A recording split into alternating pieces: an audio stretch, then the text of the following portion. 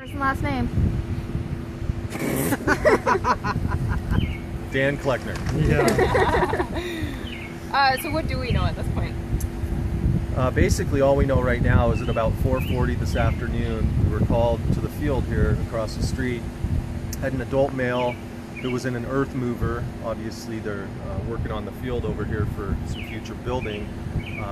He had been shot with some type of projectile in his upper back area. We didn't know if it was a sniper situation or exactly what the details were. Obviously, we devoted several resources to this area, asked the residents in this area to stay in their homes until we could figure out exactly what was going on. The residence behind us is where we were able to locate the individual that did the shooting. At this point in time, we're uncertain if the weapon that was used was a pellet gun or if it was a firearm. The victim, like I said, was shot in the back, transported to a local hospital. Once he's in stable condition, once we're able to get whatever projectile hit him removed, we'll know exactly the type of weapon that was used to shoot him. As far as why this happened, we're not certain right now. We're not certain if this individual was target practicing. Obviously, this is a no shooting area. We're in the middle of the city of Spokane Valley. So right now, like I said, what we're doing, basically trying to, backtrack as far as what the person, the individual, this resident that we have detained, where he was shooting at, what exactly he was shooting, and why our victim was shot in the back while he was inside that big piece of machinery, the dirt mover working in the field behind us. So did the suspect flee at all?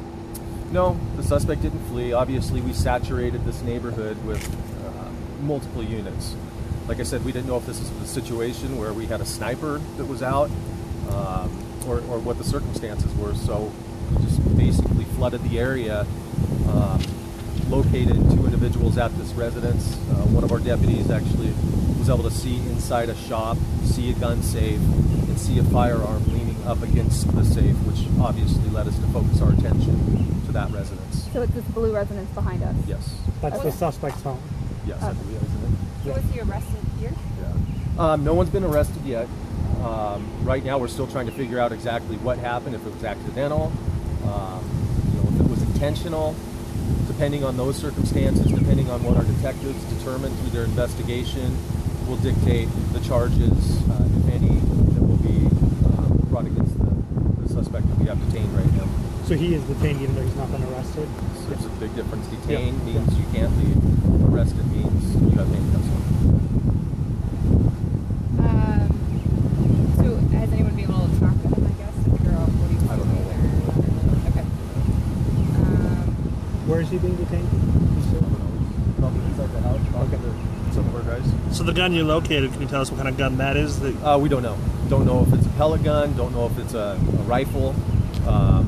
According to the guys, it definitely looks like a rifle.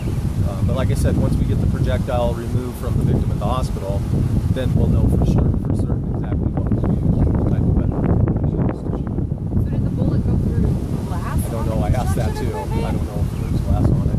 Okay, but he was on the construction equipment. He was in the machine working when he was hit. Yes. Was anyone else working on the site near him? And so he'll make a full recovery? I hope so. I don't. Non-life. Yeah, that's the last.